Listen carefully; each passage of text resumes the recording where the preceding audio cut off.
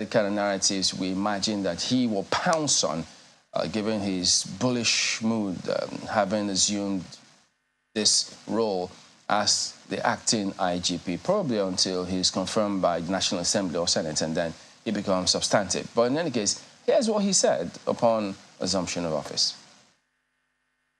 It's a stage. You come, you walk, and you go.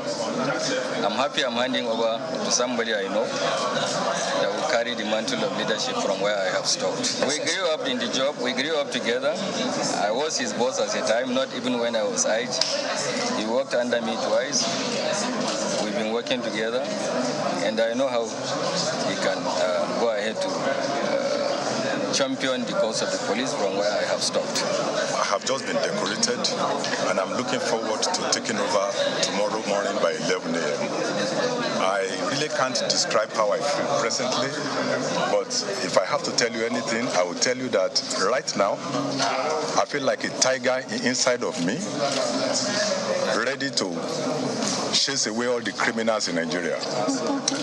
And some other time, I feel like a lion in me, ready to devour all the enemies, internal enemies of Nigeria.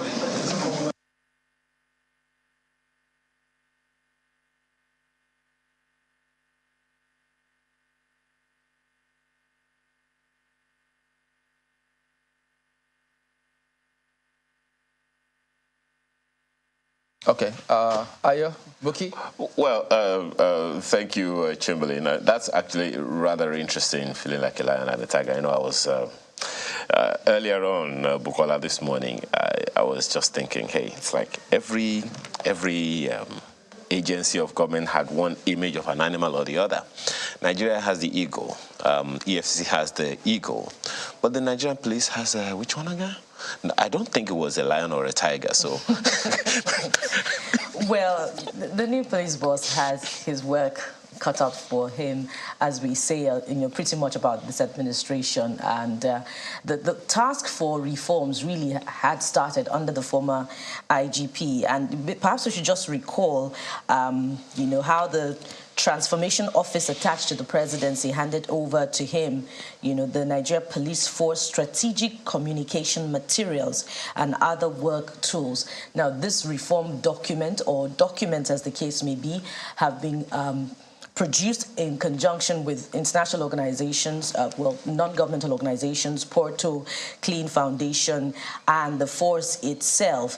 And they're going to be producing these documents in conjunction, producing these documents in different languages. And, the beautiful thing about this is that it's going to be owned collectively by members of the force themselves. Now, it's not enough for the tiger inside the new IGP to be latent over a period of time. There's so much work to be done. And you can start with proper funding of investigations for members of the police force. Now, if you get to the police force, any police station today, you want to lodge a complaint, and in fact you want justice to be served, you have to fund the investigation yourself. There's the police to citizen ratio, which still leaves much to be desired. There is training, proper training for members of the force, at the commencement of campaigns ahead of the presidential elections. One of the resounding points from citizens was that they want to be able to travel again across the length and breadth of Nigeria. So security on the highways is pretty much a very, very pressing need for Nigerians. Add to that, the need for security in the agricultural sector. Farmers need to be able to return, to the farms and be able to, carry on with the process unhindered. The need to curb kidnapping. The need to be able to deal with internal insurrection without, pretty much leaving the bulk of the work to the armed forces. So, all hands should be on deck immediately. And not forgetting welfare of members of the force. Perhaps you want to add to the list. That is my own... That's the most important for you, me, right? It's the most important thing, welfare, because, the president said on Inauguration Day that revamping the architecture and doctrine of security in the country is a lot more than just getting more personnel. It also means increasing their firepower, training, and whatever else. For me, it is extremely important, and I think he also talked about the welfare as well. It is extremely important to ensure that we treat them well. We treat them very, very well.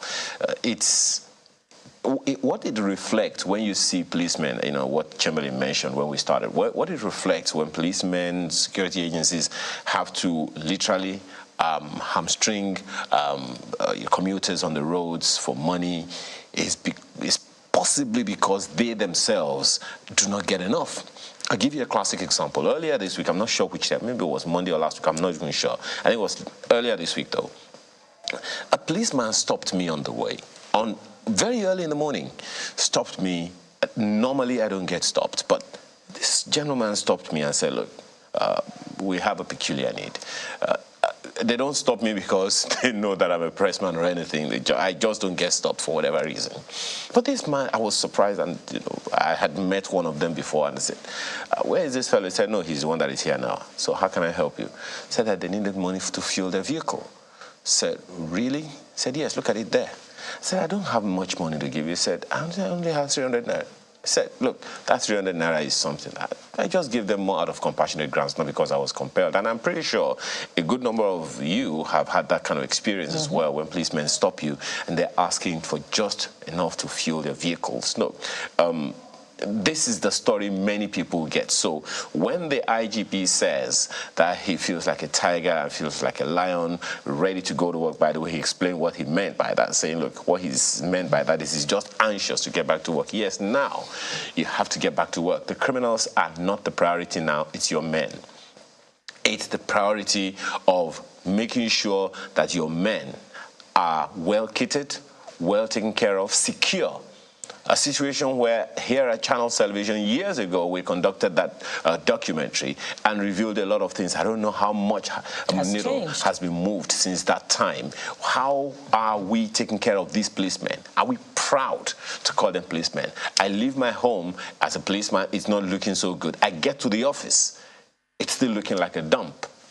I don't know how encouraged I can be as an individual. My vehicle, all over the nation. I mean, Lagos might be better, Abuja might be better, maybe a number of states might have it better. What's happening in Sokoto State Police Command? What's happening in Bauchi State Police Command? What's happening in Bayelsa State Police Command? These are the issues that I think the IGP should prioritize. Take care of the men who will get the job done, and be assured the job will get done. Chamberlain. Well, yeah, we're all looking forward to that, such that we'll see that it gets done.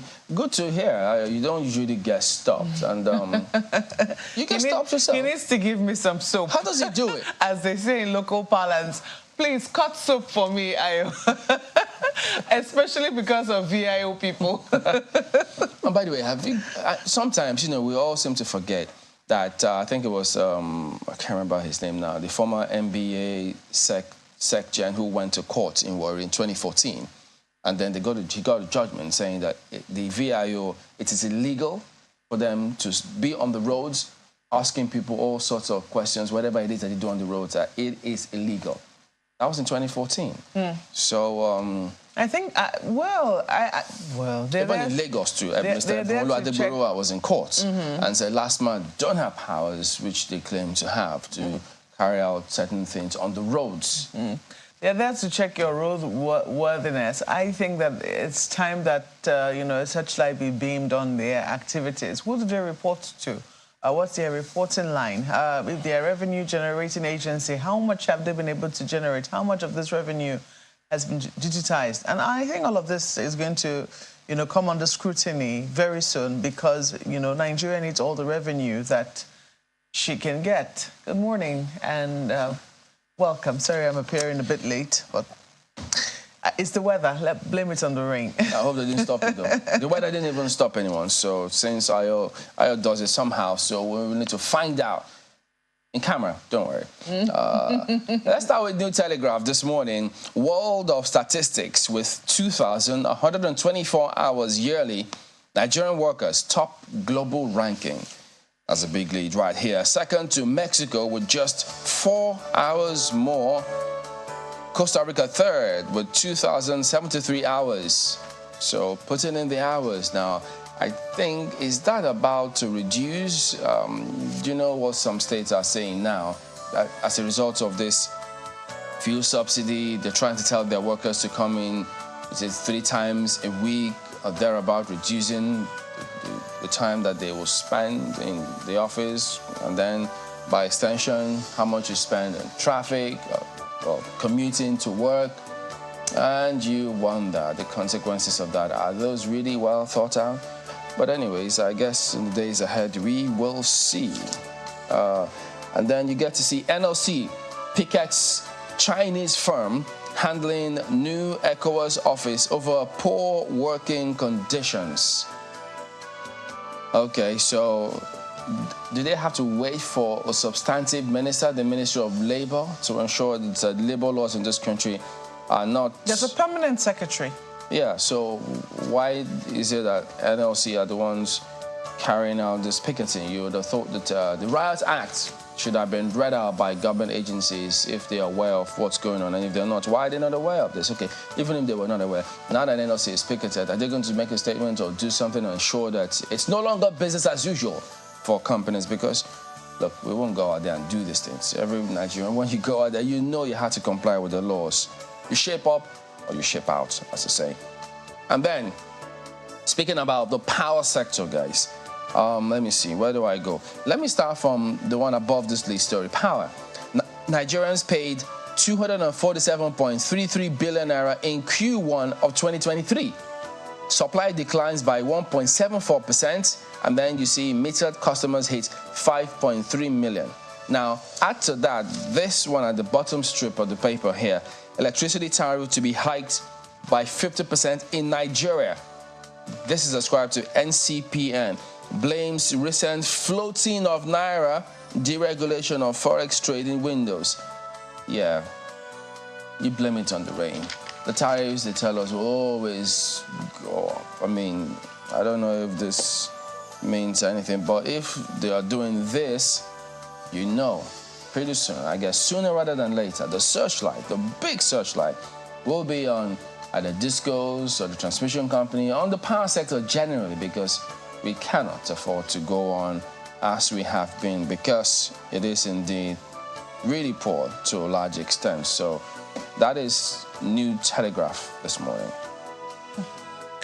A very interesting story has caught my attention on the front page of The Guardian. It's in the metro section of page 8 of the paper, but I would come to that shortly. I'm looking at The Guardian for you this morning. The lead story says, proposed 114% pay rise for public officers complicates minimum wage negotiation. I don't think that this is any surprise, because if I know that Ramfac has been on this issue even before, this new set of public office holders assumed office. They had been saying that there is a need to review the take-home pay of public office holders.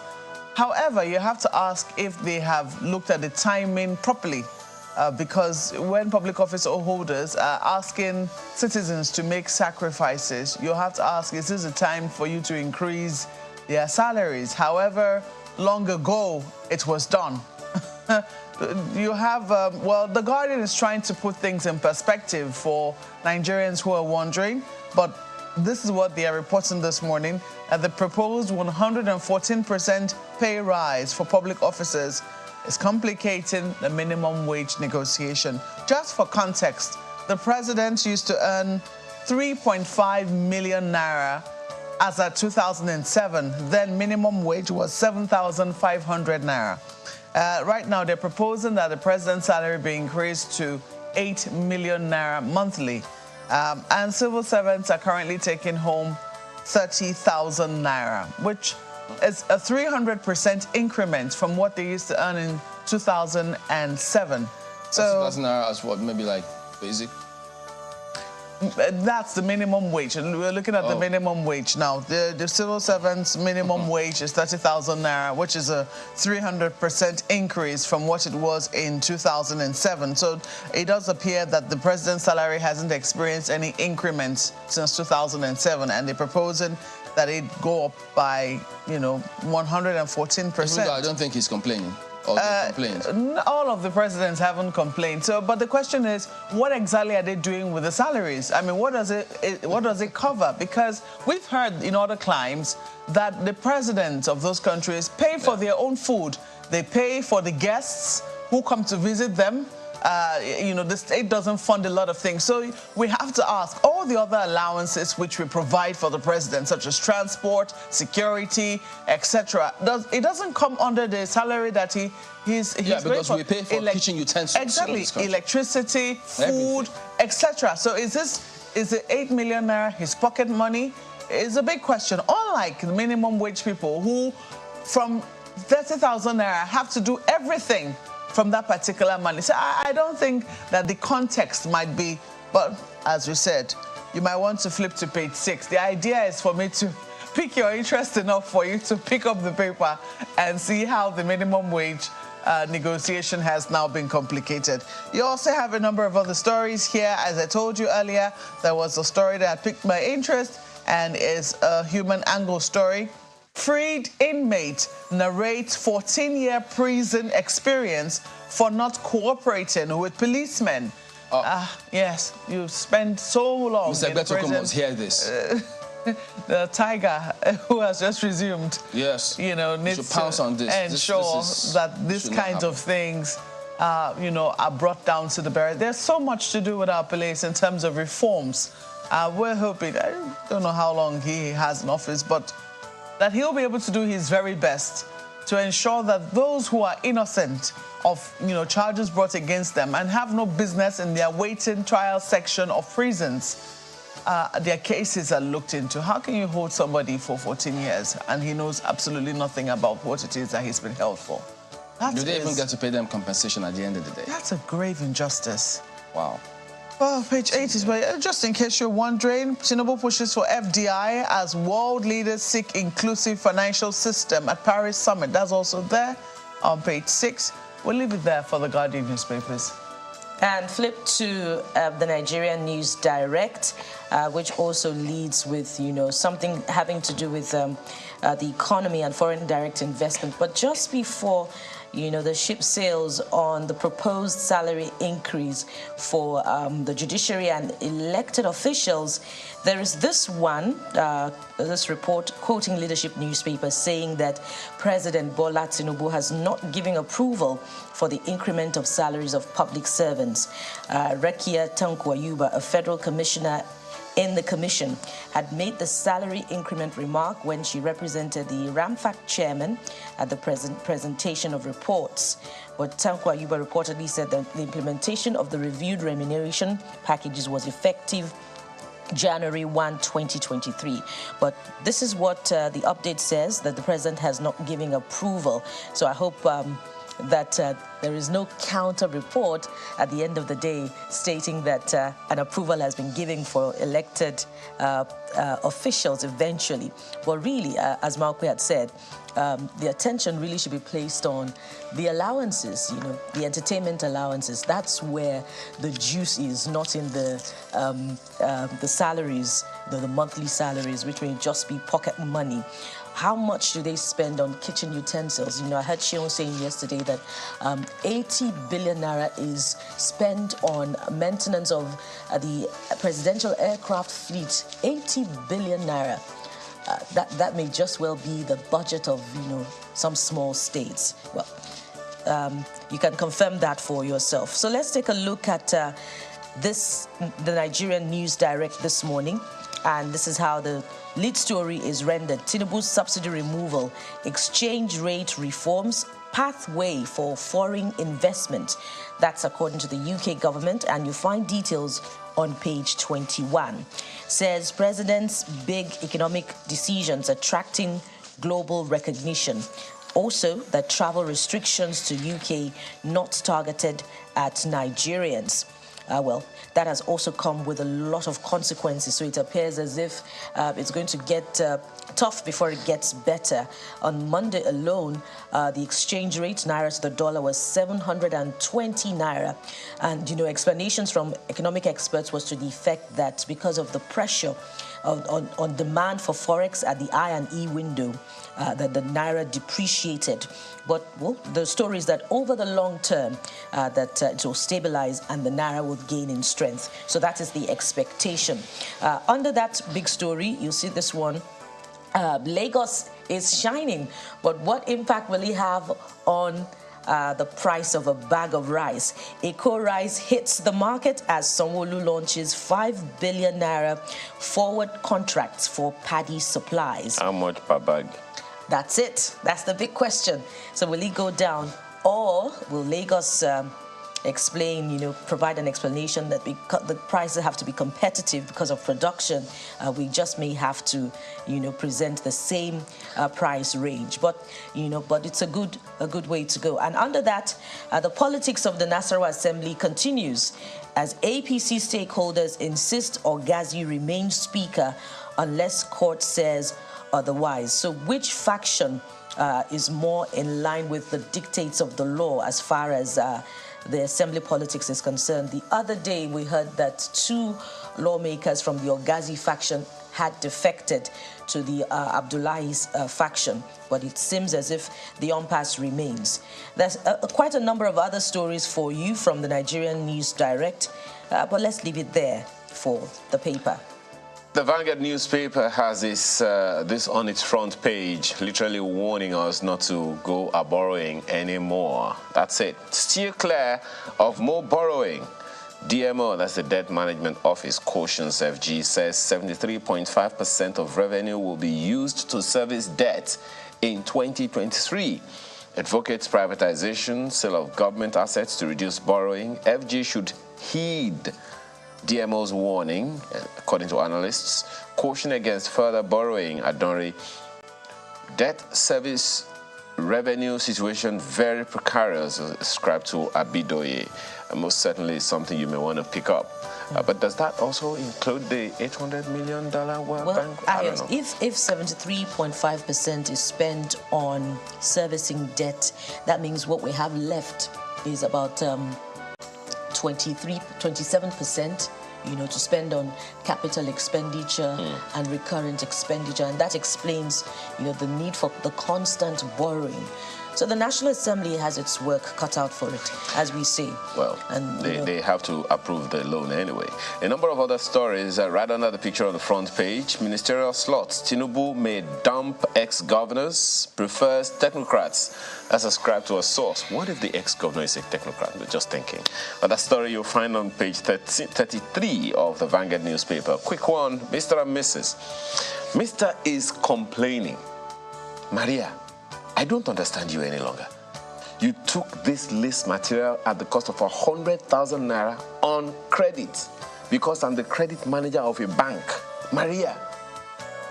And Mrs.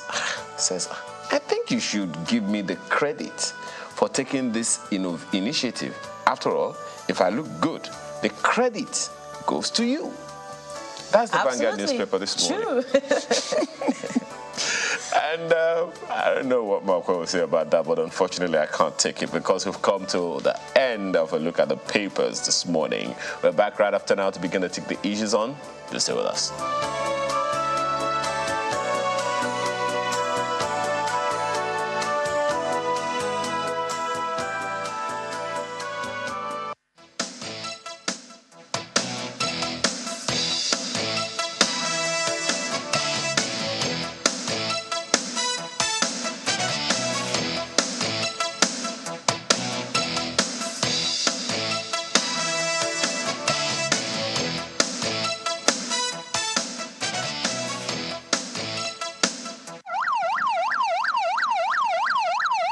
The Acting Inspector General of Police, Mr. Kaide Egbetokun, arrives at the premises of the force headquarters in Abuja as he officially assumes office as the new police boss. He he inspects the guard of honor before proceeding to the hall where a brief handing over ceremony is conducted.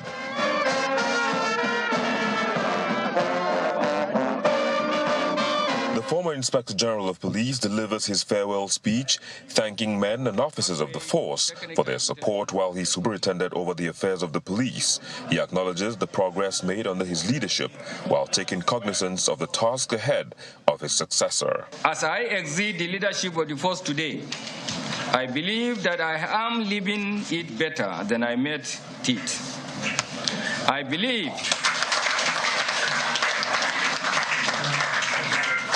believe that I have added value to policing in Nigeria. I hold the firm conviction that the steady progress has been made in all the components of my promise to change policing narratives and in our journey to restore the dwindling police primacy within the internal security architecture of the country. In a brief ceremony, the former Inspector General of Police hands over the baton of leadership to the Acting Inspector General of Police, Mr. Egbetokun.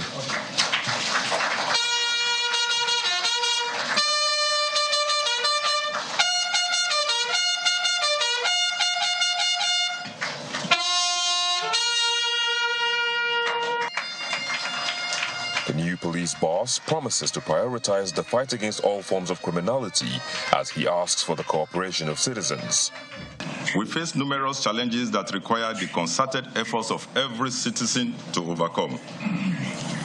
As the Inspector General of Police, I firmly believe that our path to a brighter future lies in collaboration, transparency, and the reformation of our law enforcement delivery system. We will hold accountable those who betrayed the public trust in us, ensuring that they face the full force of the law. Additionally, we will actively promote a working culture that will encourage officers and citizens alike to report instances of corruption or abuse they may witness. Mr. Kaide Egbetokun brings the number of indigenous Inspector General of Police since independence in 1960 to 22.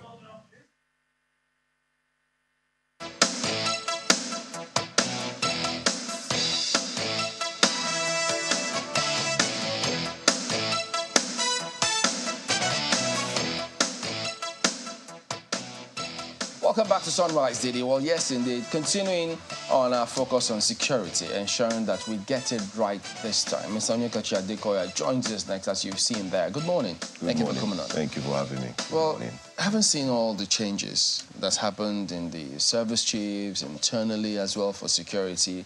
Do you really think that this time there will be actual change in terms of the results that we get? Because we talked and talked and got tired of talking in the manner of speaking concerning what needs to be done. And it appeared as though nobody was listening. What do you think about now? Well, I think that we are right to have very high expectations of the government since welfare and security is their first and most important job. But I also think that sometimes our expectations are a bit misplaced because if you have fundamental issues and all you just do is to paint over it, you still come back to the same thing. So we've had several changes of service chiefs over the years. The insecurity has grown worse increasingly. In fact, when the current IG was speaking and he said he feels like there's a lion on the inside of him. And sometimes it's a tiger. There's a tiger. And I'm thinking, okay, just give him another 6 months in the office. Let's see what happens to the tiger. If it becomes a pussycat. Oh, dear. Or because the issues are bigger than one person. He has 774 local governments. It's too big. 220 million Nigeria. Too big. 923,000 square kilometers of landmass to protect. I can understand the immediate excitement of assuming a new position. And every one of them, I'm sure, always have high hopes. It's said that the outgoing Akali tried his hard at some reform.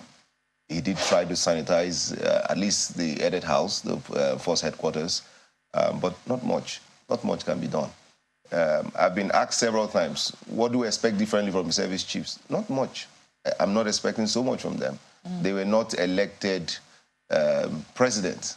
As somebody who is the chief security officer of the country, and that is the President, Commander-in-Chief of the Armed Forces of the Federal Republic of Nigeria, who sits as the chairman of so many council, you know, security-related council. So he's the ultimate person. Yeah, but what who I has want to to solve know, the problem. Yeah, if you've spoken about fundamental problems that exist. So I want you to shed a bit of light on the fundamental problems, things that will continue to dog almost every service chief that is appointed. If those things are not changed, you know, we can't expect much. Good question. So we've done several researches, and it just looks as though 70% of our problems are political.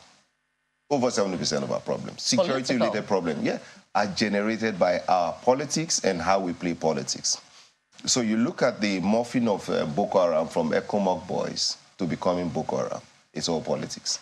How we play the politics from 1999 till date, we just came off a cycle of election, and you will see that typically violence will spike at the period of every election. And what do you then do with the amounts of weapon that has been massed, the people who have been massed after the elections? What the politicians typically do is leave them to their fate. So these people have guns, they have stuff, they have means, and you leave them running all over the place. So that creates an enormous problem. Number two, we looked at the Police Reform Act, the one that's been recently signed. Yeah. What was a very critical component there that was missed out by the State House of Assemblies? The National Assembly was pushing for state police.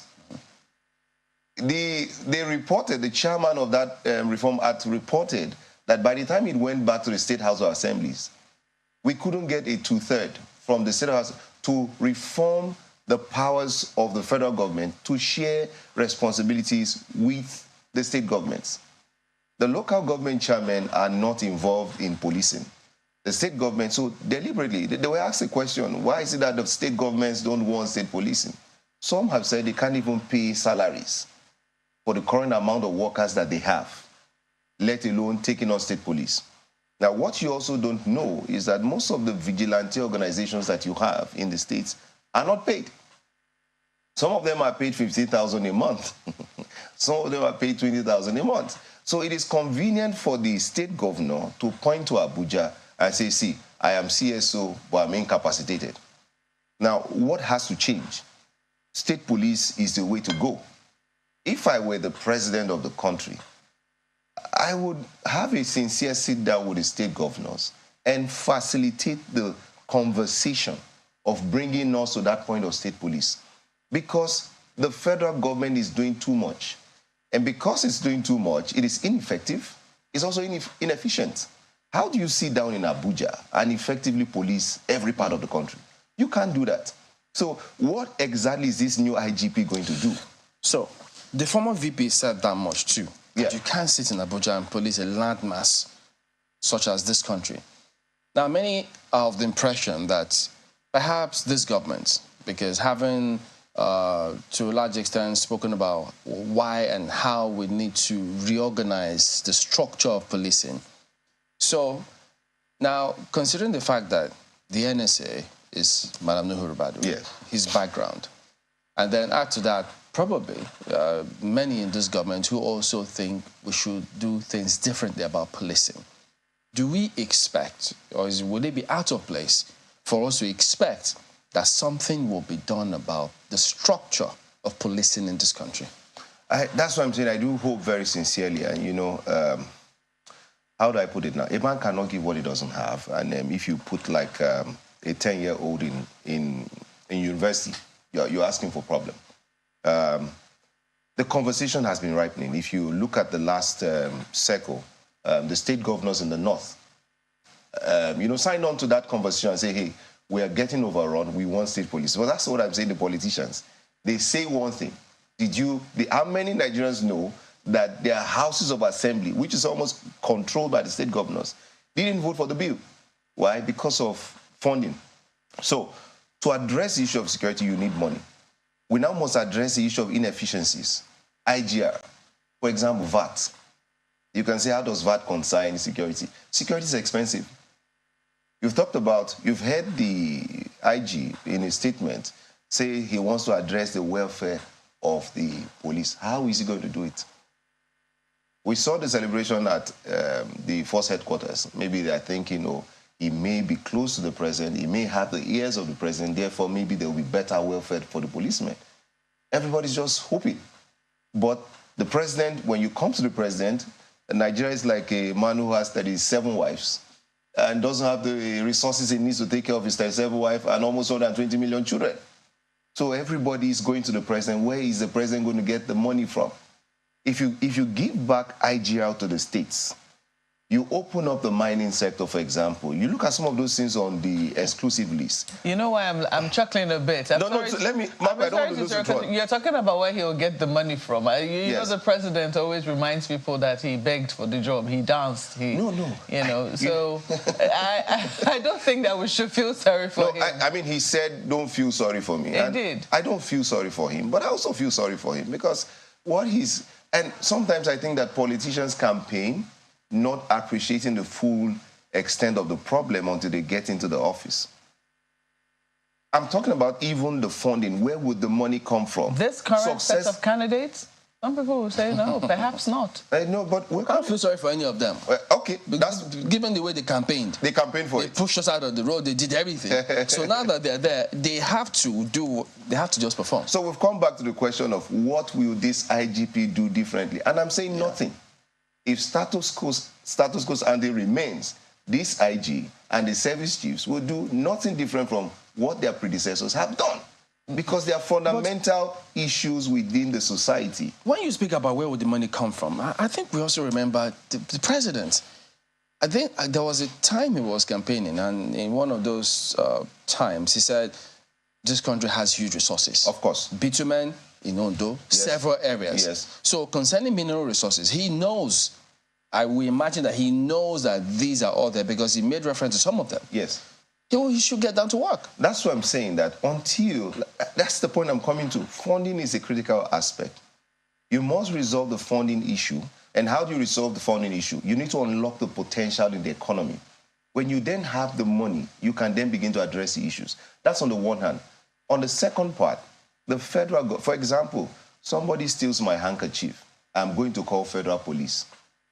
It doesn't make any sense. Let's have a classification of what is responsibility of the federal police, the state police, have those laws, and get the governors to come into the play. The governors will not come into the play because they claim that it's a resource issue for them. So that's a germane thing to look at. So you're trying to essentially, because if I were the IG and I was listening to you this morning, I will be maybe you're being very pragmatic, being very, realistic, but it can be very dampening. No, he knows just get money from the IG. No. So I'm just saying, are you saying then that assuming today you were appointed, this is just me, widely thinking you were appointed DGSSS, you think that nothing is going to change, you're not going to be able to do anything differently that could make a difference? Okay, Mark, well, that's what we're going to come with sound bites. We will do. You've seen the sound bites in the paper. But realistically speaking, you're saying that nothing can be moved around, I'm saying look at the police budget. Yes. Over the past 10 years, police budget, CAPEX, capital expenditure, is not always up to 10%. The bulk of the budget of the police goes into personnel. Then the CAPEX, you still have to go cap in hand to the Ministry of Finance to appeal. Budget and fund release are two different things. The police has a parallel way of funding its operation, which is where you see all the whole complaint of, you go to the police, you complain, you will fund whatever they have to do for you. They say bail is free, but the stationaries are a difficulty. The DPOs themselves, they should have minimum 2 vehicles per station, minimum. How do they fuel? Fuel is now 400 and something naira per litre. In Lagos? In Lagos, in some parts, 5 something. Like Abuja is 530 or 540. So Abuja is a place for big people. So, so where would the policeman get the increased budget? A policeman gets shot in the line of duty. Some of this Mopo squadron. They won't tell you. But the squadron commander has to rally around amongst the men and look for a way to get the person treated. You are summoned to Abuja for a meeting. You are not sent flight ticket. You are not sent hotel accommodation. How would you do some of the things that you need to do? So The IG has to show his appreciation for his appointment. But the problems that's why they say are quite entrenched. You have to pay. Let's go to Lagos. Yeah. You've often spoken in this, vein, and a good number of people will say, look, we can only hope. But let me take you back to begin with what the president said on Inauguration Day and how significant you think that will be in the entire security spectrum of the country. So when the president spoke about, and I keep asking this question, I just want to have better understanding of it. He talked not only about the security architecture, he talked about security doctrine. I'm wondering how significant you think that is in this entire mix of what we're dealing with now, in the light of all that you have said about the precariousness of our security situation in the country. Well, I think that the police started a reform, I think from 2019, under President Buhari, to now have a citizen-centric approach to policing, which also feeds from the 2019 National Security Strategy, to have human security as the main thrust of our security efforts. But because of the macroeconomics side of my thinking, you can't do human security without having basic amenities, having things that improve the quality of life, and having lawful means to actualizing your self-aspiration. So when you have a lot of contractions in the economy and a lot of challenges, it's difficult for people to aspire very easily. So, yeah, citizen-centric policing is very important. Again, we come back to means, ways and means. I'm not talking about the ways and means of the National Assembly and the past administration, but ways and means is very important. If you are doing too much, you will lose focus on the needful. You will drop the ball at different points. You can drop the ball in Bogon. We've now been talking about well, Mr. Adekoya, if you don't mind, help me understand it this way. Just a second, just to be clear. My apologies. Just to be clear, what does the word security architecture mean? If you can just put that into one or two words. What does the word security doctrine mean? If you can just put it so that people understand what it means. Doctrine of security, architecture of security, what do the two terms mean? Okay, the security architecture is a fanciful coinage of the Nigerian society. In our own space, it means nothing. It means the structures for regime protection. Because I don't know what architecture we are talking about. You should run a security program, not have an architecture, because security is living, is dynamic. You can't have a static structure to address a dynamic fluid issues in a certain threat environment like our own. So the word architecture is, I've always said we should stop using the word, is misplaced. A doctrinal approach sets out the emphasis, to say, okay, this will be the operational doctrine going forward. And when you say you want to go citizen-centric, you see, it's not static. You're saying the citizen is at the core of the efforts of security agencies of the Nigerian state. Their well-being, their welfare, their aspirations would be at the heart of everything we do.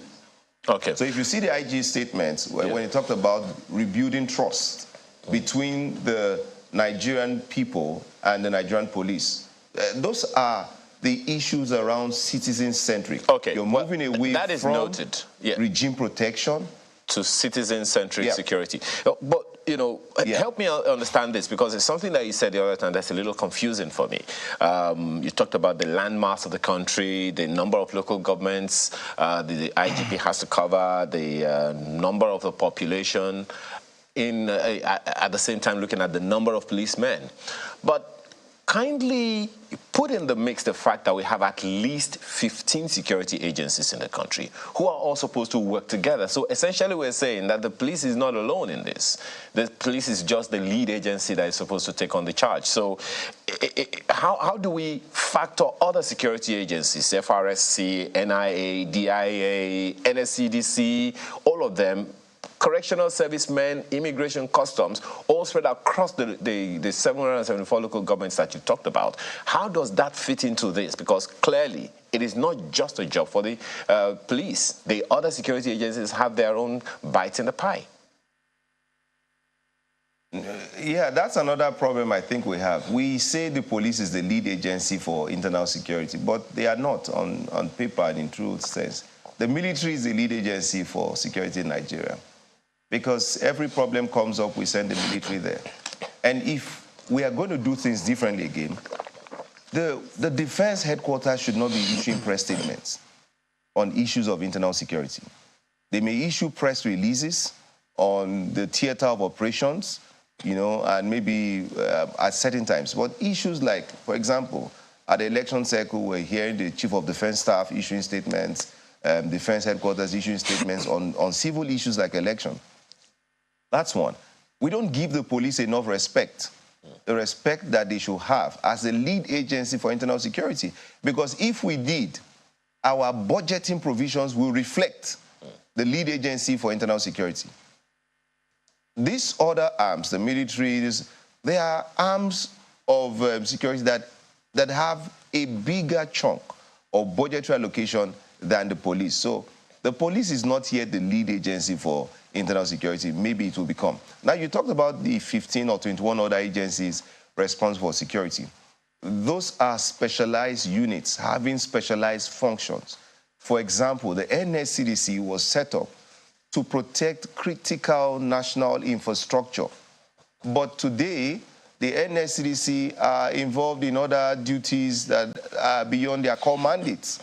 The military is making serious incursions into the space of the police. The police is doing the same thing to the NSCDC. Sometimes we even see the police arrest NSCDC official.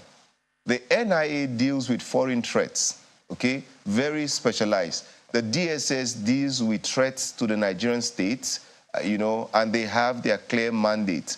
The DIA has its own clear mandate. NFIU, SFU, you just have different agencies doing specialized job. But for the business of internal security, and I want to make an emphasis, and counterterrorism should be led by the police, not the military. Counterinsurgency, yes, the military. Counterterrorism, yes, the police. So there are specific units, but because of our successive history with the military, we've had that challenge of pushing policing to the background, and putting them almost under the military. Mr. Adikoya, it's not a lack of security agencies. In fact, we have a situation where we have a surfeit, but we still have all of these challenges. And you paint a very grim picture, from the beginning, to the extent that without that all-important constitutional amendment that will empower the states, to implement community policing, then we cannot move from here. But you also alluded to the fact that, Nigeria is like a place where a man has 37 wives. So I'm going to turn it back to you now. How can those 37 wives, or what should they be presenting to their husband at the federal level, to help us to galvanize the all-important reforms for security to change? So what should the governors be saying to the president? Yeah, so I don't think it's what the governor should be saying to the president. I'm thinking it's what they should be, the discussions they should be having, the kind of discussions they should be having. If you have this 37 wives analogy, our proven gas reserve, I say every time, Chamberlain alluded to the resources we have. The value of our proven gas reserve in Nigeria is over $803 trillion. If we are owing maybe 80 trillion naira, you just take out 1 trillion, you sort it out yourself, you still have change of like about 600 and something trillion naira. So we have the resources. The question is, how do we unlock those resources so that these 37 heads can deal with local issues more effectively. There's a lot of creativity that has to come into governance. And I'm saying that until we bring the governors into the mix actively, and they look at, and I do hope that that's what this president would do, take them somewhere, lock them up somewhere. I don't mean lock them up in a bad way. Have strategic sessions on internal revenue generation so that we can, earn more and be able to do more. Importantly, they must now take state policing very seriously and fund it. Until you do that, the federal police would not shine. The IGP would not be able to do so much. So that's where we need to go, unlocking the economy to address the issue of insecurity. Let's wind down with this because, you made reference to this in passing. The governors in the southern region earlier had said, we want state police, that's the way to go. And then the northern counterparts eventually also said, yes, it is the way to go. But before then, I think it was the former governor of Zamfara State, not Matawali Yari, who at the point, I think was head of chair of Governors Forum or Northern Governors Forum, said, it's not mandatory that all states must do it at the same time. Correct. Whichever state can afford it, go ahead. But then there might be some arrangement or two for other states. So if this government says, and the National Assembly think this is the way to go, isn't that tantamount to a way of involving the governors? Oh, yes. So, you see, I like how the politicians say one thing and then they do another thing at the back. So the question is, we should now see who are the state governors that did not support the Police Reform Act. Now, if you say some do, some don't do. The way we think in Nigeria is, okay, I'm supposed to spend 5 billion of my own revenue on internal policing. Will I get refunded by the federal government? Because if Zamfara is being funded by federal government with their own federal police, I'm having to fund my own state police. It's eating into my revenue. So the revenue conversation comes up. And then we politicize the issue of insecurity. But I agree with you, and I've said it several times. Let us run a pilot scheme for those who can. Yeah, and this is where leadership must come forward. We stop playing politics with the lives of people. This matter is very important. The amount of politics we play is alarming. You take the civilian JTF in some of these states in the Northeast, I can tell you authoritatively, they earn a pittance. Some of them don't earn anything. And these are people carrying double barrel. You know the menace to society they can become. So it's all politics, and some lack of will and lack of creativity on the part of political leadership. I'm hoping that what will change differently would be that with this president we have, who I said we should not sorry for him, and I don't feel sorry for him, with due respect, he must hit the ground running and have that meeting with the governors, because the governors must become now partners in addressing the issues of insecurity. Let's not get caught up in this whole phrase of, we've changed service chief, we have a new IGP, they've read out. No, we elected one person president, and he's ultimately responsible, sink or swim, of what, so that Chamberlain, we can chuckle and smile all we want. Because now they say, okay, the president has the power to hire and fire. If the service chiefs are not performing, fire them. But the question is, why are they not performing? Have you given, we talk about accountability in the forces, KPI, and then sanctioning bad behavior, not rewarding failure. But if you've not given the man what he needs to do, his job, how do you turn around and hold him accountable for failure? Well, we'll see what happens with this one, because the people will demand all sorts of things. Yes, the buck stops at his table. He can't be everywhere at the same time. That's why I had all these lieutenants to carry out these duties. So that is why the people will keep asking for all of these things, and which we will also keep our eye on, and we cannot but expect results all round, as a matter of fact. Thank you for coming on, as always, Onyekachi Adekoya. We will be back in a moment. Stay with us.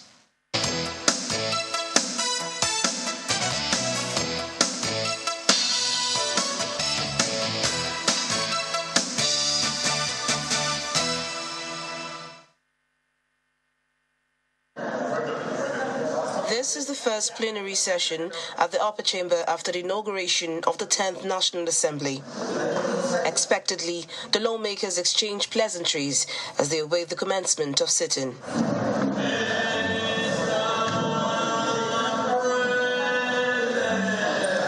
The President of the Senate, Senator Godswill Akpabio, his deputy, Senator Jibrin Barau, and other principal officers arrive in the chamber and make their ways to their seats. After everyone had settled in, the President of the Senate called the meeting to order and almost immediately asked the non-senators to leave the chamber so the Senate could have a closed-door session.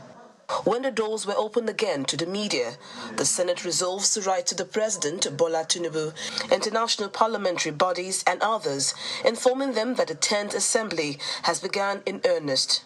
The resolution is following the motion moved by the Deputy Senate President. Of the Senate has assembled, and the presiding officers of the 10th National Assembly of the Senate have been elected as follows. President of the Senate, Senator Godswill Akpabio, Northwest. Deputy President of the Senate, Senator Barau North. The President of the Senate then set up a committee to address pertinent issues of members of the Senate. I'd like to set up a committee to look into the welfare of the members. Outside the chamber, some senators speak on issues they are looking forward to handle. We will focus on the Constitution to do with the federal system, fiscal federalism, the issue of reducing power from the federal government to the state, all of the above. We are trying to see what we can do in terms of legislation to make sure that every aspect of Kogi State, where federal presence should be, there must be legislation to compel the federal government to come in and work for us. The challenges we have about security, which is, as I've usually opined, closely related to unemployment. We must begin to patronize ourselves as Nigerians in all ramifications. The Senate has adjourned plenary to July 4, 2023.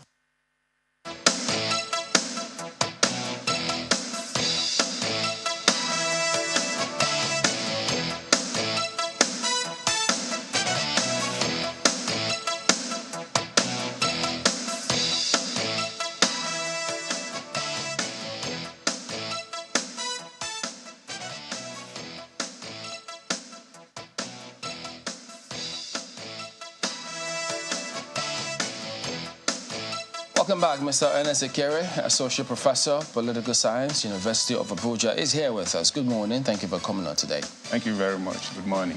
I believe the name is Erike. Erike. Sorry. I thought that's what I said. No. Oh, dear. My mind must be playing tricks on me this time.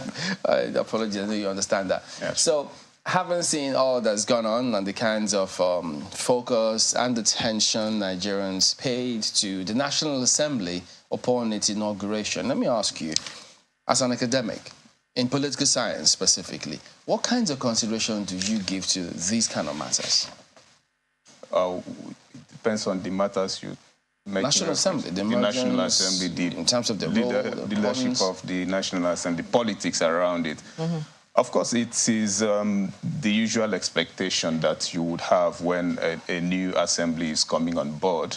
And our political history since 1999 shows that there is always this attempt by the executive to want to influence who becomes a principal officer in the National Assembly. And maybe because you asked as an academic, theoretically speaking, because across the world, we have strong executive. We have across the world very strong executive who would want, to have unhindered access, to power, to want to be able to push through their policies, their programs, and whatever ideas they have. And sometimes sorry to interrupt, that's yes. not a peculiarly Nigerian problem. No, it is not peculiarly a Nigerian problem. It is a global issue that we have very powerful and very strong executive across the world. Now, what now happens is that you must now have a parliament or a legislature that will be able to, put this executive to check in accordance with the principles of separation of powers. Are there national assemblies across the world that you think that Nigeria can follow the example in, saying that they want to be as strong and as independent as those assemblies? Oh, there are so many of them, very, very many of them. I mean, we saw, maybe some people may say we shouldn't compare Nigeria and the United States, but then we saw the former president, Donald Trump, always crying about now generally the institutions of the state, which haunting him. One of which was the Congress. You will recall that the Congress impeached him twice as a result of certain infractions of the law. So there are so many legislatures across the world that Nigeria can emulate. But we don't necessarily need to emulate. All we need to do is to put into practice the principles of separation of powers. I'm glad that you brought up that example. I'm glad that you brought up that example because also I think very much like us, they operate the bicameral legislature as well. And we saw how, the body that might be compared with our own House of Representatives consistently seemed to be on Donald Trump's case, but not I don't want to say the upper chamber because we've been corrected that there is no upper or lower here. But we saw that the Senate just simply refused, the country's equivalent of a Senate refused to toe that same line owing to political considerations. So I don't know if that will be an ideal example of where the legislature is exercised, because at that point, it will now depend on where you stand. There were Americans who felt very strongly that its National Assembly was doing the right thing. Others felt that it had been heavily politicized and was really witch-hunting the president. So are there others? Can we find other neutral situations, maybe not in the United States, where indeed Parliament has been able to exert its influence as that check and balance to the executive arm of government? Okay, maybe just to also make a little reference to the issue of the Senate and the House of Reps in the United States. Of course, you cannot always take away partisanship from the conduct of the business of the legislature. It will always be there. After all, they emerge through political parties which have ideas of how they want the state to be run. So the issue, the idea of the Senate or the legislature being partisan will always be there. Now, but if you ask about other examples we can follow, there are so many of them, like we have said.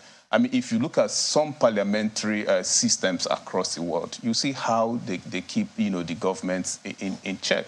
And so, but the bottom line is that we need to begin to be able to put some of these institutions and laws that we have into practice.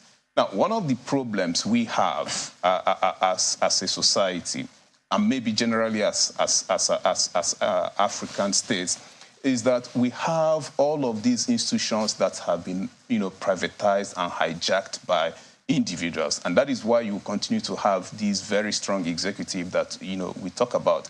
In the Nigerian instance, for example, you find out that the executive is interested in who becomes the presiding officer, if both at the state level and at the federal level. And so as a result of this privatization, including even what you discussed earlier, including the security sector of the society, as a result of the fact of this privatization, in quotes, this personalization, this hijack of institutions of the state, you find out that these institutions, instead of serving the state, is rather protecting the regime and the individuals that have hijacked them.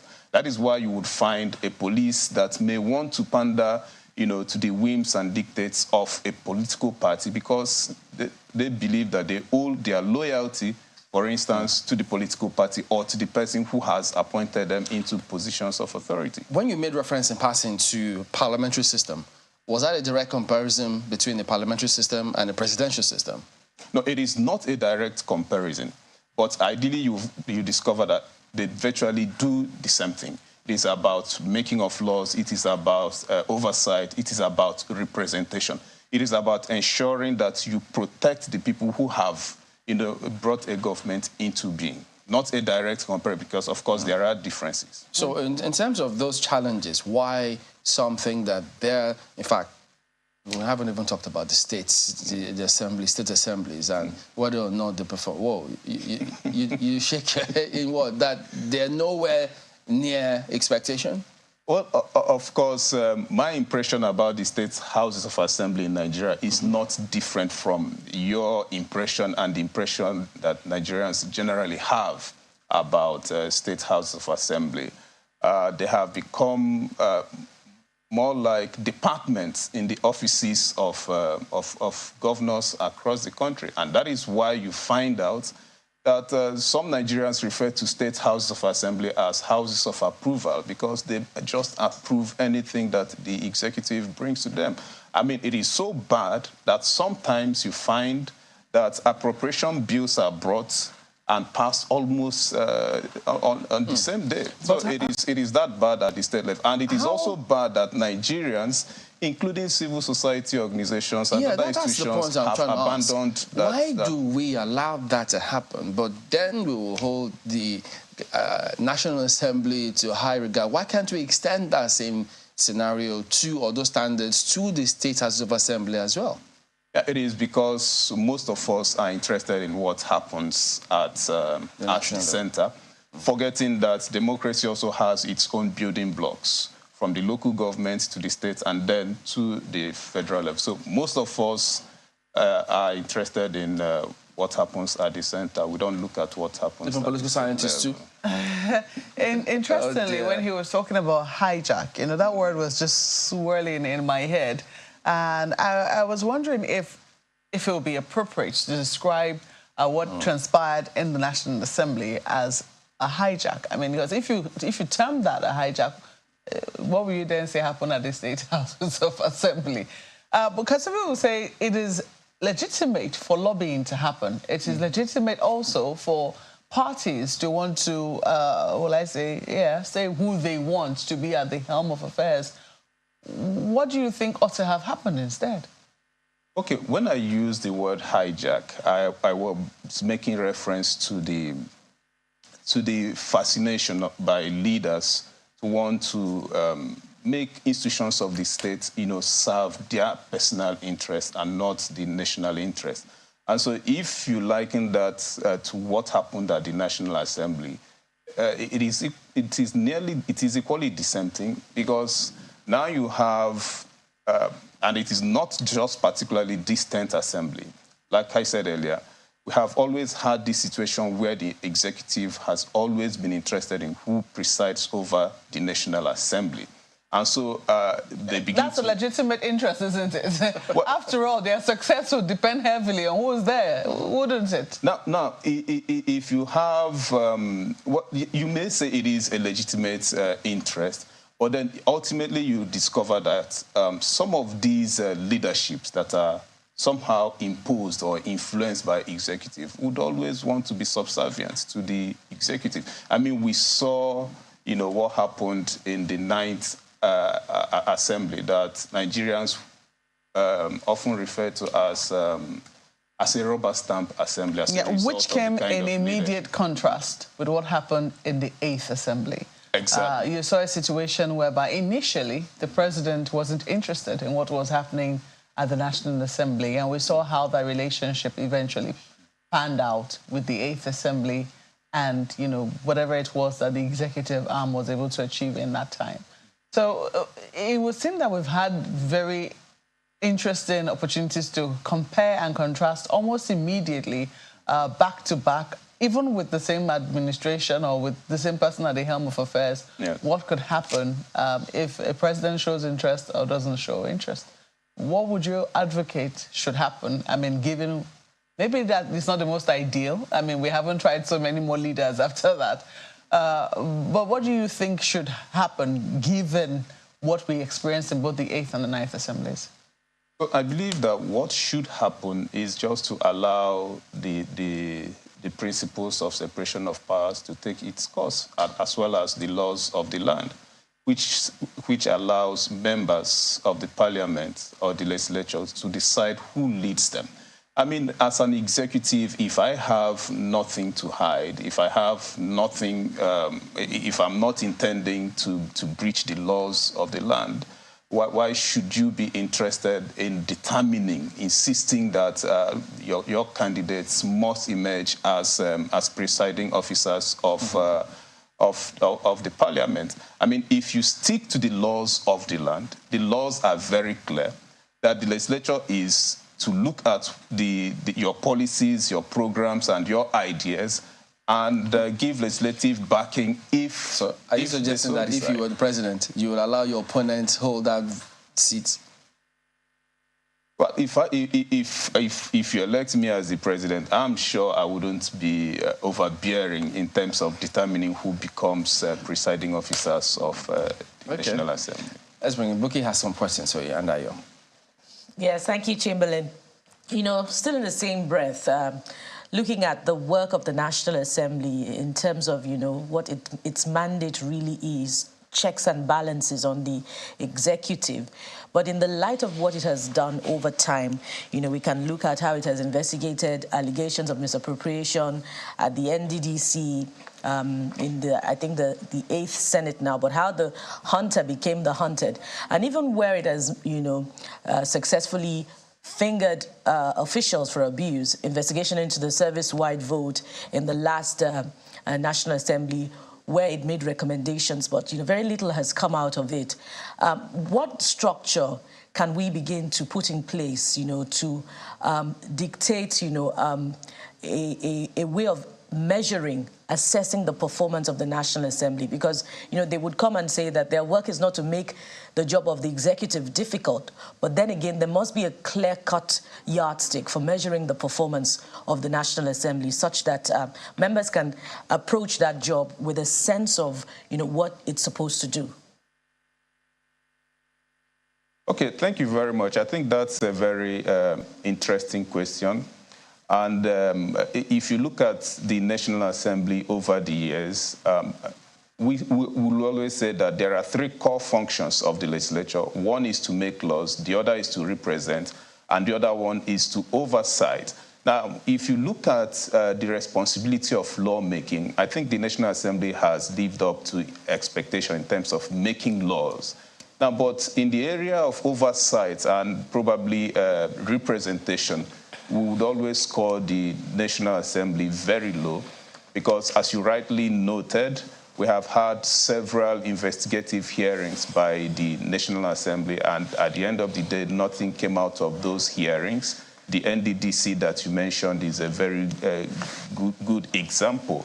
And so what I would expect, particularly from the leadership of the 10th Assembly, is to ensure and insist that oversight responsibilities are taken very, very seriously by the various committees that they would be constituting. It is not enough to conduct investigative hearings or public hearings and nothing comes out of it eventually. And also is to say that the leadership of the 10th Assembly must also insist and ensure that oversight responsibilities and functions going forward should not be like the case in the past, where some MDAs would always accuse committees and committee members of wanting, of trying to curry favors from them. So I expect that going forward, the 10th Assembly should take very, very importantly, very, very seriously the responsibility of oversight, and not just conducting oversight, but taking it to its logical conclusion. And then, of course, the Assembly is empowered to take certain actions in situations where they discover that there have been infractions against the laws of the land. They can make recommendations such as removal of officers, make recommendations for prosecution of those who have been found wanting. I believe that the 10th Assembly can distinguish itself by taking the responsibility of oversight very, very seriously and differently from what we have seen in the past. And in laying a charge before this 10th Assembly, let's begin to look at specifics now. The last Assembly had, wholesale approved the securitization of the Ways and Means requests. And we also hear that the last administration had begun to default on the payment of subsidies. So can we begin to demand, and are you optimistic in that regard anyway, that, you know, the executive should be accountable about how, you know, all of that funds was expended? If we now know that, you know, fuel subsidy, the last government has been defaulting on fuel subsidy, where did all of the money, all of the loans go to? Okay, fine. I think it is also in line with the conversation we are having, that ultimately it is the responsibility of the legislature to hold the executive to account for its actions as well as its inactions. The laws empower the legislature to look into any matter that is of concern to the state and to citizens. And so I want to believe that if the 10th National Assembly is to be taken seriously, these are some of the issues that they should be looking into. Borrowing from the Senate President, this is going to be an uncommon 10th Senate. And so I would expect that they keep away issues of parties and begin to look at how funds that were appropriated were used or were mismanaged. I also want us to look at, you know, this proposal before the government, although a member of the commission is saying that, you know, it has not been, the president has not approved it, but it appears that that is not the last that we may have heard about the conversation. The proposal for an increase in salaries of public servants and the members of the judiciary. An official says it has to go by way of legislation first to be presented before the executive, that's the president. Now, with the erosion of public trust, and, you know, this proposal is coming yet again, do you see the National Assembly, you know, countering this, especially when you consider where we're coming from, how the party had its way with the election of you know, key officials into the leadership of the National Assembly? Well, I think your guess is as good as mine. I don't expect that they would jettison whatever is presented to them in terms of the expected increase in the emoluments of public officers. More so given the present situation in the country with the removal of fuel subsidies and the prices of commodities going up across the country. I don't expect that they would jettison that, more so because Nigerians believe that their leaders always want to serve their own personal interests and not that of citizens. So I'm not looking forward to the Senate surprising Nigerians by rejecting that proposal. I'm not expecting that. Mr. Reke, there's a comment that I'd like you to speak to and see whether or not it is anything of significance. The former president of the Senate, the president of the 9th National Assembly, 9th Senate and chairman of the 9th National Assembly said 70% of the people who are in the National Assembly as at now are newbies, and only 30% of them have institutional memory, both in the Senate and the House of Representatives. For you, how significant is that, or how significant is that likely to be in legislations, in the procedures of the National Assembly for something veritable in the nation? Okay, thank you very much. I think we have had that conversation sometime in this program. And I mentioned the fact that, yes, we'll be having more new members than returning members. If you ask how significant that will be in terms of the business of the legislature, I would say it will be very, very significant. I mean, we already saw that play out in the House of Representatives. If you had followed the sitting of the House, you would discover that some of these new members had difficulties in moving motions and adopting those motions. Now, so we'll have them learning on the job, and it will impact very seriously on, the speed at which they will be carrying out the business of the legislature. So it will have very, very significant impact, and that is why we've always advocated that Nigerians should begin to return members, particularly members who have distinguished themselves in terms of the discharge of their responsibilities to the National Assembly. Now, the reasons are so many. One is because there will be that loss of experience. There will be that loss of the resources that the nation has invested in building their capacities. And so you will also have this slow pace of movement as far as legislative business is concerned. But there is also a remedy for that. The remedy is the legislative bureaucracy, as well as the legislative aids that are made available to legislators.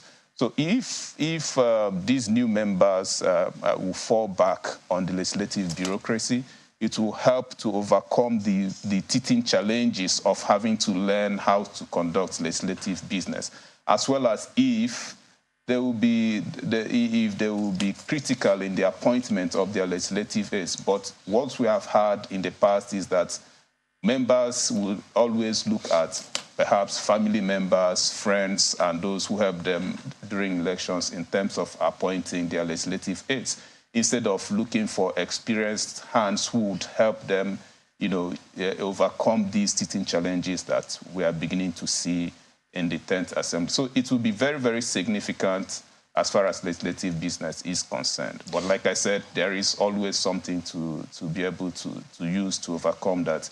There is legislative bureaucracy, and then there is also a pool of experienced legislative aides at the National Assembly. I mean, they're expected to also guide and ensure that things go right. Well, thank you for coming on, Ernest Ereke, Associate Professor of Political Science, University of Abuja. We will be back in a moment and talk about the subsidy debate. It's still going on, so stay on with us.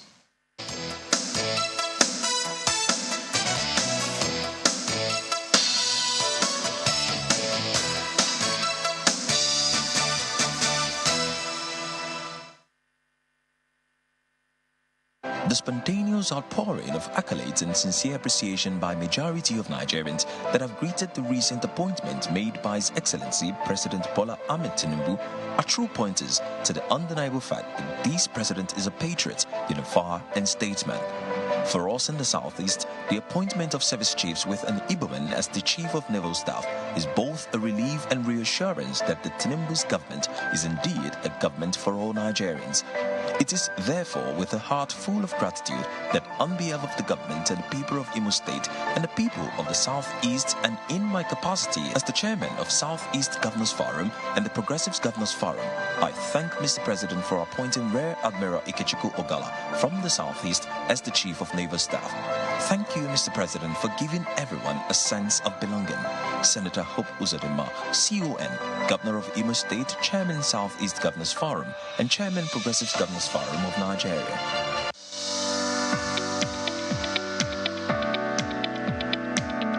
The Duchess International Hospital caters to every aspect of the family's health needs. A one-stop shop for maternity and child health services, emergency medicine and critical care, medical and surgical subspecialties, dental and eye care, and a range of other subspecialties and services, all available at a single location right here in the heart of Ikeja.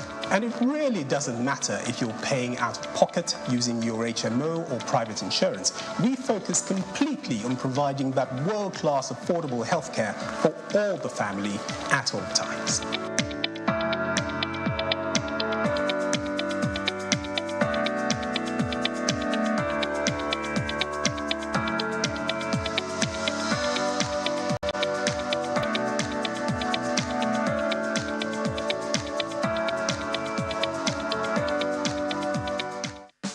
The Association of Nigerian Artisans and Technicians congratulates Right Honorable Femi Gbajabiamila on his appointment as the Chief of Staff, Senator George Akume as SGF, Senator Godswill Akpabio as Senate President, and Right Honorable Tajuddin Abbas as Speaker. This message is brought to you by the Association of Nigerian Artisans and Technicians, ASNAT, signed the National Coordinator, Nigerian Artisans and Technicians, Comrade Additional Akiemi, sponsored by the National Patron of the Nigerian Artisans and Technicians, Right Honorable Sanusi Rikiji. The spontaneous outpouring of accolades and sincere appreciation by majority of Nigerians that have greeted the recent appointment made by His Excellency President Bola Ahmed Tinubu are true pointers to the undeniable fact that this president is a patriot, unifier, and statesman. For us in the Southeast, the appointment of service chiefs with an Igboman as the Chief of Naval Staff is both a relief and reassurance that the Tinubu's government is indeed a government for all Nigerians. It is therefore with a heart full of gratitude that on behalf of the government and the people of Imo State and the people of the Southeast, and in my capacity as the chairman of Southeast Governors Forum and the Progressives Governors Forum, I thank Mr. President for appointing Rear Admiral Ikechukwu Ogala from the Southeast as the Chief of Naval Staff. Thank you, Mr. President, for giving everyone a sense of belonging. Senator Hope Uzodinma, CON, Governor of Imo State, Chairman Southeast Governors Forum, and Chairman Progressives Governors Forum of Nigeria.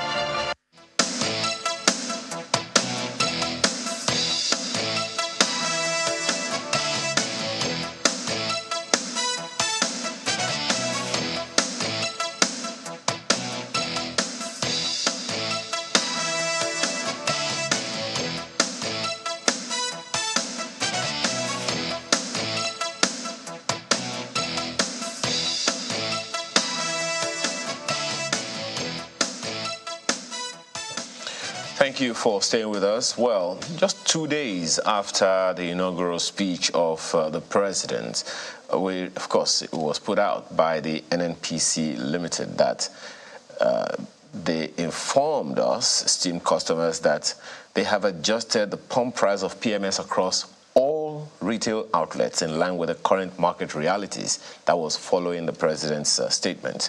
And of course, that didn't go without an immediate reaction, in the market. Of course, everyone has been reacting to that, and that has led to conversations upon conversations with the president, the government being engaged by CSOs and the labor movement entirely. The labor movement on their own, on that issue of subsidy removal, demand the reversal of the recent petrol price hike and criticize the insensitivity and dictatorship of the Tinubu government.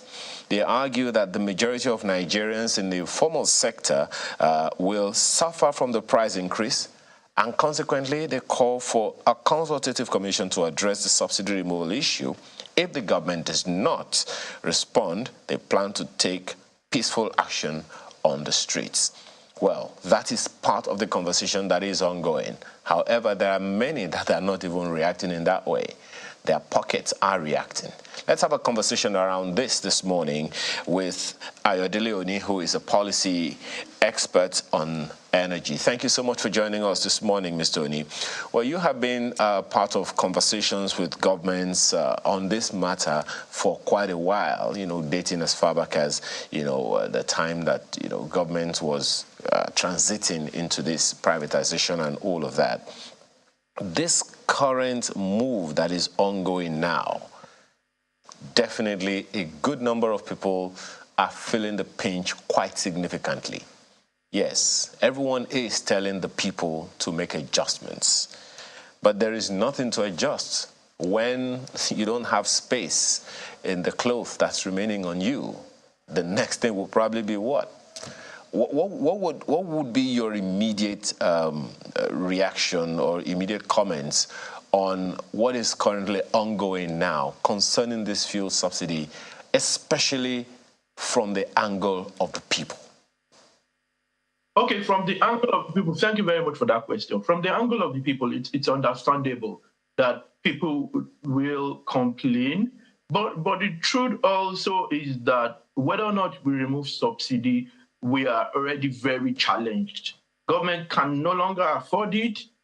whereas the people also, the consumer price index will go up. That's inflation. You understand? People will complain about it. It will affect people's purchasing power. What I expect the government to do, because the step the government took was the right step at that point, but I expect government to develop a robust data system and to ensure that there's a robust social safety structure in place so that the less privileged, the challenged, can have good alternative. I've always said that for government to remove subsidy, I mean, it's a chicken and egg. Some people would argue that government should do three things first, and that's an argument I've always pushed. Ensure that we refine substantially all of what we need, maybe even have much more to export. Two, have electric power almost 100% of the time, and have alternative means of transport. You know, if you have all of those three, it substantially reduces the quantity of PMS you and I use every day. We don't need to power our generators anymore. We probably drive shorter distances because I just drive to the ride and park or to the train station. Permit me to butt in. What you're saying now isn't something we're hearing for the first time. It's something that's been said over and over again, provide the palliatives. But then you also said, you know, in your opening comments, that government doesn't even have the money for the subsidy. So where will government get the money to provide these palliatives that you're talking about? Okay, so good point. Recall that you could always borrow funds. The question then is, what are you borrowing the funds for? Because if you borrow funds for non-productive activities, you are then causing more problems, and your lenders may even have a challenge giving you. But if you borrow funds for infrastructure, remember when you speak about those social safety nets, you also have to look at excellent infrastructure, rails that would also generate income. I'm currently in the UK on my way back to Lagos, but throughout my stay, I've gone on the underground mostly. You know, and it's not so expensive, but I was reading some information about billions of dollars the London transport makes annually. So it's both ways. It reduces our cost as Nigerians, also generates income for the government, and government can borrow to develop some of this infrastructure. But if you are borrowing to pay subsidy, remember I said government could no longer afford, the government didn't have that money, but government can borrow for infrastructure, which would work for both the citizenry and also government income. That's the way I see it. And that infrastructure would be able to pay back the loans. So I think it's the chicken and egg. Some would say all of these three things cannot be done before we remove subsidy because we then won't be able to afford it because no one's going to lend us money. Some would say that we insist, and that's what the Labour is saying, we insist some of these things are in place and much more before subsidy. So the truth is someone needs to bite the bullet.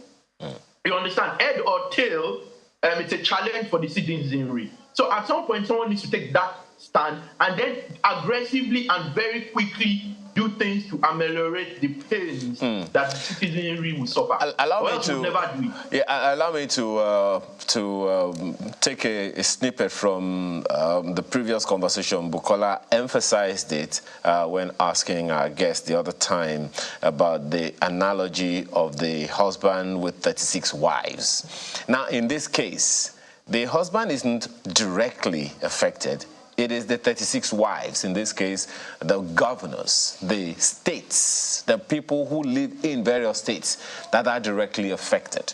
And of course, yes, the federal government is having conversations with Labour and some other interest groups at that. Is there a role? We'll come to those issues. I'm pretty sure Bukola has questions along that line. But is there a role for governors in this wise? Is there something that the governors and the state, at the state level, the houses of assembly at the state level, can do to intervene, palliate, ameliorate the pains, the bite of this current situation on the people while the federal government and Labour are still in talks? Oh, yes, most definitely. During one of my studies, I lived in North America, and I did see what provinces, which are equivalent of states, did. Apart from whatever, and that's the advantage of a federal system of government. You have, beyond what the federal government does, you have what states can do. But the challenge is whether states have sufficient data, have sufficient information on individuals, States, I've seen in a particular year, the state of Alberta or the province of Alberta provided funds for every family that earned below a particular amount. You understand? You could do that similar to that direct payment the former administration was doing. But was it well done?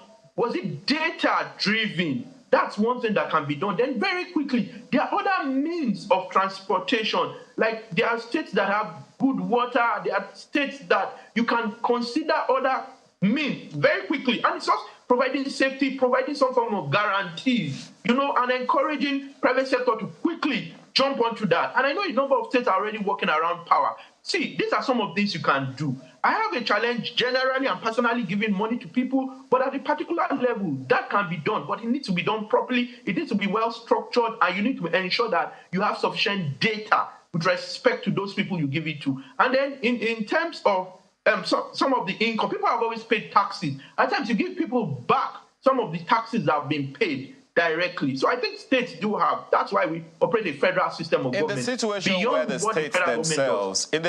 where the states themselves don't have the money, what happens? There are quite a number of things have been said about some states not being viable themselves. So what happens in that situation? Okay, so it goes to the foundation of our federal system. I, as a person, think we have too many states. One. Two, I also think that in every federal system, go to those countries many people want to run to, the Australias, the Canadas of this world, you'd find out that not every state is really viable. The federal government does support. That's where the federal government comes in. If Lagos, if Ogun, if Oyo, if River State, Delta can do that, those states that cannot, that's where the federal government comes in. And naturally so. So he's got 36 wives. I'm sure some of those 36 wives have great jobs. Some of them work in telecom, some of them work in oil companies, some of them are very good businessmen, particularly if they are from Lagos, say Ikorodu, for example. So some of those 36 wives will have what it takes. Some of them will not. That's where the husband comes in my own view. You just need to drive all of this with data, and we need an integrated approach to energy, to social safety net, and all of that. We need an integrated planning in the country. Yeah, Mr. Oni, so many interesting allusions, coming out from the program today. And when Ayo talked about palliatives, my mind just went back to the pandemic era, and the images that flashed were the abundance of palliatives in the north and the kidnapped palliatives in the south. Well, you don't have to answer that.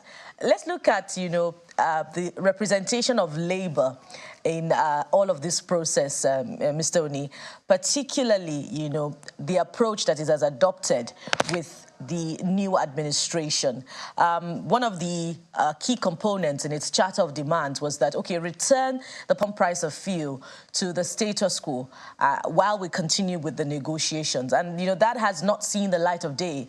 And we're approaching the end of June, where subsidy is not covered any longer. That on the one hand. On the other hand, look at, how Labour has been restrained by that court order obtained by the administration, restraining it from embarking on strike. Don't you think that Labour has gotten the short end of the stick? And, as a result, Nigerians, are the ones suffering, groaning beneath the weight of the new pump price of petrol. Is there a better approach that Labour and its affiliates can adopt to get better representation for the people amid all of this? Okay, thank you very much. I think that's pretty straightforward. In my view, first, the train has left the station. If you don't have the money, then you don't have the money. If no one's going to lend you money, even for certain projects, because of energy transition and all of that, it's even more difficult to get funding. Speak much less of getting funding for subsidies. That's one. That's borrowing money now for subsidies by the federal government. Now, I think the part of the challenge Labour does face is not having sufficient information at times. There's a lot going on social media, and people just jump on those things. I've heard stories around DSDP and government not paying subsidies and all of that. Some people have some of the information, but not sufficiently, but then they don't then project that. So I think that Labour needs more information, needs more technical people to sit with them and explain the situation properly. If the situation is explained properly, then we can have a system where we give government time and milestones. We expect by October we start producing sufficient quantity, refining sufficient quantity of crude. That already reduces our cost by 27% because we will no longer import. Then you say another 1 year, the power sector should improve in certain states up to a particular percentage. All of that, I think the labor should work with government in terms of those milestones and social safety nets. What ideas do you have? And I also think that even the private sector should be involved. It's about policy. Government can have a system where private sector companies pay only 50% taxes and have to employ X number of people or have to carry out certain projects, similar to what the last administration did with roads. You can extend this to certain areas. You can say for 5 years, and it would be planning. Labor should work with government, not against government. Agree milestones, agree period within which those milestones should be met. It will be painful for everyone. At some point, these are to be done. That's the truth. The question is, at what point? Do you want to do those three things I always mention first, or want to remove subsidy first? And I think I think the president did what he did on that day, because if he hadn't done it then, he would never have done it. 2 years down the line, he'll be thinking about the next election and would never be able to do it. So he had to do it now, bite the bullet, see what we can do to move the country forward. So I think Labour should get people who have sufficient knowledge and not just people who are emotional, sit with them, understand how these things work, and then work with government with timelines and what should be achieved in those timelines. That's what I think. So, Dr. Oni, in fairness to Labour, there are different segments of Labour, and in fairness to them, they have been working with government. As a matter of fact, they now have an 8-week window in which they have agreed to come up with, a slew of measures to ease the pains and the difficulties that workers and, generality of Nigerians will be experiencing as a result of these changes. And for a number of people, you have also listed some of your own expectations in terms of government coming up with plans, because really what people really want to see is a plan. They don't want to suffer endlessly. They want to know when their suffering will end and how their suffering will end, just how we intend to see light at the end of the tunnel of this. But in the meantime, for people who have also perceived that the public officers, when they get into office, serve themselves more than they serve the people. Don't you think that there ought to be some measures that government is also taking to show that it is serious about the cost of cutting, cutting the cost of governance, to ensure that, it is not only the people whom they're asking to make sacrifices. That sacrifice is also sitting in government quarters as well. Good point. I think you've said something very critical. We need to hold government accountable, and the government then needs to do what it ought to do. If we should be the government should fear the people, and I expect that the president will do what's right, cut down the cost of governance, cut down the number of people in government. I think number of personnel, I think that's important. It wouldn't be fair to say that only the populace, only the common man should go through this. I think everyone should. So you made a valid point, and with the Labour, I think that's also valid, and that's a right step in terms of what they seek to achieve. So you're right. I agree completely that government does need to do that, and we need to then be able to hold government as citizens. We have the office of the citizens, and we need to then hold government accountable. And I expect that the president will do what is right. I believe he's a listening president, and he'll do what's right in that respect. Do you have anything specific? Do you have any specific ideas on the areas that they should look at to cut the cost of governance? Okay, personnel is one thing, because when you speak to personnel, you speak about daily payments, you speak about salaries, you speak about their own special advisors. Cut down the number of people. For example, and I think I've seen some progress, a little progress. you have a number of special advisors. Rather than having a special advisor for power and oil and gas, you have one for energy that cuts across both. And you see that in a number of those appointments. So I expect that even for ministries too, there'll be ministries that will be merged, you know. And because remember, once you have one minister instead of two, then you have half that number of special advisors too. So I think it goes to personnel. If you think about maybe a salary cut too wouldn't be a bad idea. Yeah, and you know, we need to also be careful when this is done, because it then could even impact the average civil servant. So we need to be careful about this narrative, how we go about this. But for me, I think the key thing is reduction of personnel, not even so much about salaries, it's more personnel, because there are too many people doing the same thing, in my own view. Even ministries, departments of and agencies of the federal government too, I think something needs to be done about those. Speaking about personnel, let me take you to the private sector, because you made reference to that in passing. Now, they are also very hardly hit. I mean, seriously hit, I should say, on this matter, because now workers will be demanding they raise their allowances.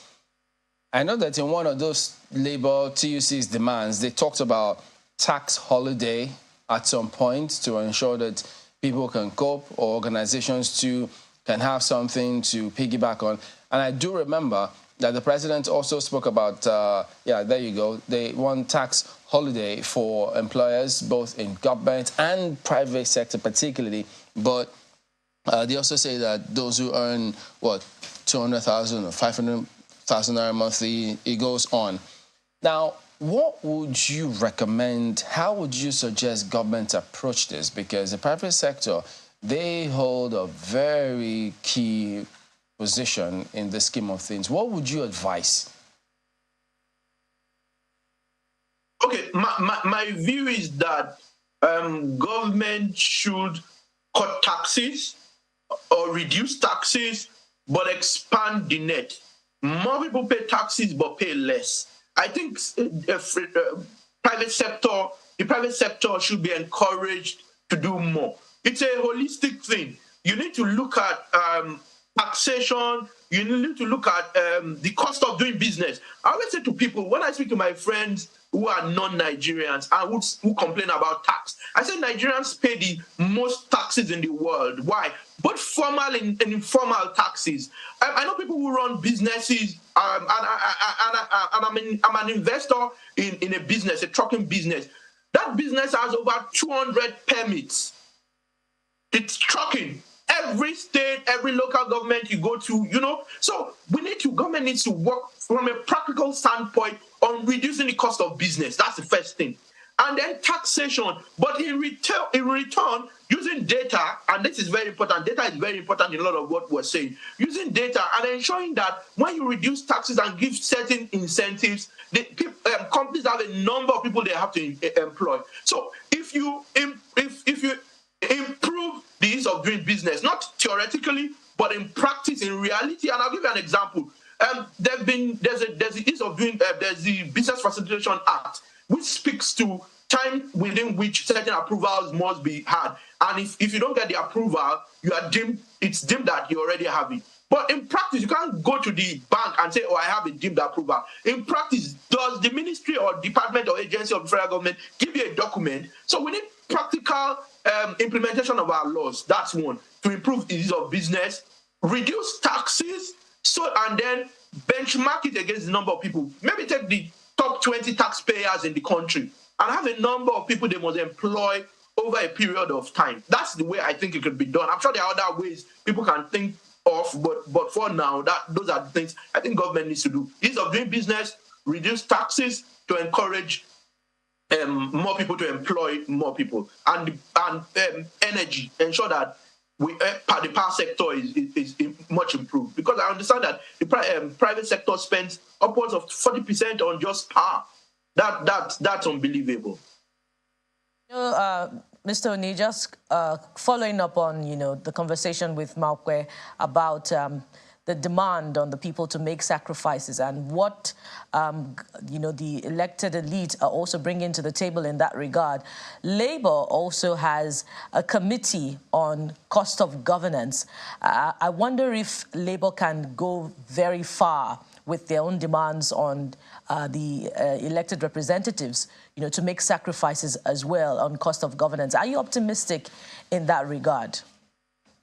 Yeah, well, I am optimistic because I believe that the current administration wouldn't want to make the same mistakes as the previous administration. I also believe that we've got a number of people who listen. I believe the president has a listening ear, and I think he will listen and do his utmost to ensure that the country does move forward. You'd hear him say that he danced, he begged for this job. So he just has to perform. Whereas employers, and he just needs to perform so that we can renew his contract of employment. So I think he will listen. And I know a few of his close cabinet, and I think some of them are people who want real progress for the country and who do their very best to ensure that we move forward. And I think removing subsidy is one of those things. It's just ensuring that we ameliorate the effect. Well, there are too many questions to ask you on this matter because the issue is unending and the bite isn't any less effective. But for now, we have to thank you so much for your time. Dr. Ayodele Oni is a policy expert, especially in the area of energy. Thank you so much for your time this morning. Thank you very much for having me. Well, your own contribution to the program this morning is next, and Professor Enakena's comments comes first.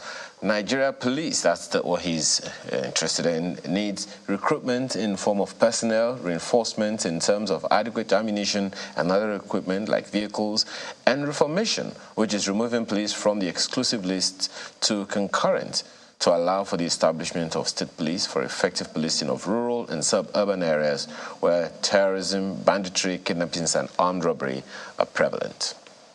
Well, Law Alpha Cross's comment is pretty short and concise. He says, the security of lives of Nigerians should be paramount. Even as new service chiefs have been appointed, lives of Nigerians have been traumatized and many feared dead. Well, the question is, how do they go about it this time around? What will change? Well, Festus Akinboyewa is talking about the National Assembly, and he says now that the 10th NASS has been inaugurated and has started sitting, the legislative agenda must capture the challenges facing our country. They must focus energies on key bills that will address insecurity, unemployment, more oil sector reform, poverty, gender inequality, and general bread and butter issues in our country. Well, King says sharing palliatives through cash isn't realistic.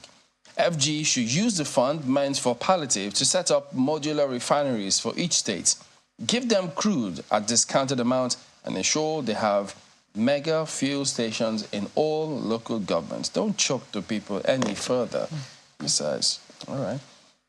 Well, there you go. That is the show today. We do thank you all for watching. We'll see you next time. I'm Chamberlain, so goodbye. Thank you. I'm Malkwel Gun Yusuf. Have a beautiful day. Indeed. Enjoy the rest of your day, and thank you for watching. I am Bukola Koka. I'm Ayo Makinde. Bye for now.